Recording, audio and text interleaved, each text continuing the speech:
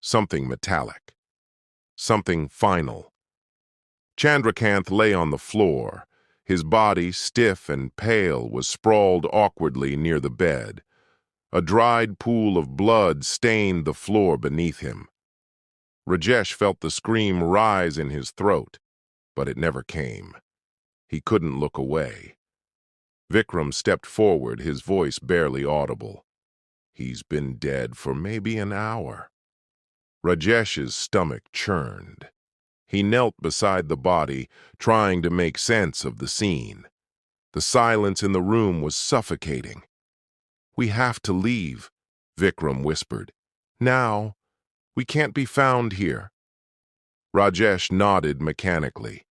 But just as he turned to go, something glinted under the table. A ring, a man's ring, golden, thick, with a strange insignia. Rajesh's instincts screamed at him to grab it, but outside, the unmistakable wail of police sirens drew closer. He hesitated, torn between action and escape. "Forget it," Vikram hissed. "They're almost here." They bolted from the room, rushing down the corridor.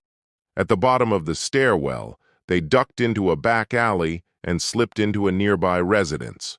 An old woman stared at them in confusion, but Vikram tossed her a handful of cash and pulled her door shut. Safe, for now. They collapsed behind the furniture, trying to catch their breath. Rajesh's mind was a whirlwind. Chandrakanth was dead.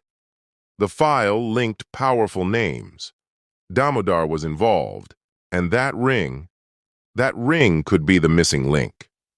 Vikram broke the silence. "What now?" Vikram's face was pale, but he nodded. "We need to retrieve that ring." Rajesh nodded slowly. "We will, but we can't go back tonight. We need a plan." And so they waited in silence, hidden in the dark. The streets outside buzzed with the noise of police activity.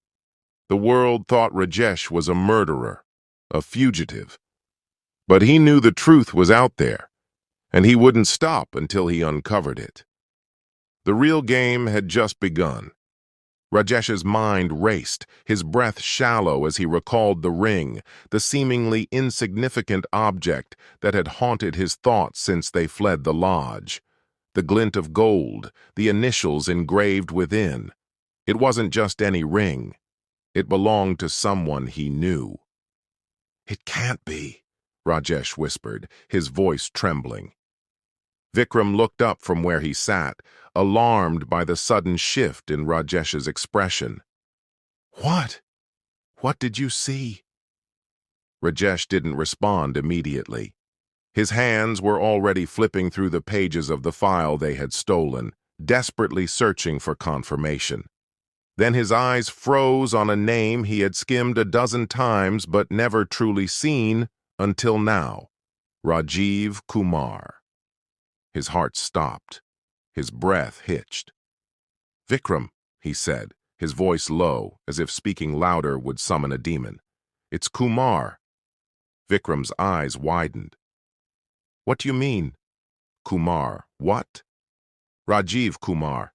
That's his full name," Rajesh said, the words falling from his lips like stones. "Inspector Kumar." Vikram shook his head, struggling to process the information.